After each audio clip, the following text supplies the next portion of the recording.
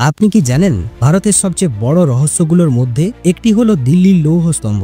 এই স্তম্ভটিতে গুপ্ত সাম্রাজ্যের সময়কাল থেকে গত ১৬০০ বছর ধরে রোদ, বৃষ্টি আর বাতাসের সংস্পর্শে এসেও একটু মরিচা ধরেনি। হ্যাঁ, ঠিকই শুনেছেন, প্রায় ২৪ ফুট লম্বা এবং ৬৫০০ কিলোগ্রাম ওজনের এই স্তম্ভটি প্রায় ১৬০০ বছর পুরনো। আশ্চর্যের বিষয় হলো সাধারণ লোহাতে কয়েকদিনের মধ্যেই মরিচা পড়ে যায়, কিন্তু এই স্তম্ভটি এখনো অক্ষত অবস্থায় কিভাবে দাঁড়িয়ে আছে। তাহলে আসুন আজ জানি এর আসল রহস্যটা কি। বিজ্ঞানীদের অনেক রিসার্চের পর জানা গিয়েছে এই লৌহ স্তম্ভটির ওপর একটি অত্যন্ত পাতলা সুরক্ষামূলক স্তর রয়েছে, যার নাম মিসোসাইট। আসলে এই স্তরটি আয়রন, হাইড্রোজেন ও অক্সিজেনের বিক্রিয়ায় তৈরি হয়েছে এবং এই স্তরই স্তম্ভটিকে মরিচা পড়া থেকে রক্ষা করে। কিন্তু এখন প্রশ্ন হলো, এই স্তরটা তৈরি হলো কিভাবে? আসলে এই স্তম্ভটি প্রায় ৯৮% লোহা আর বাকি ২% অন্যান্য উপাদান দিয়ে তৈরি।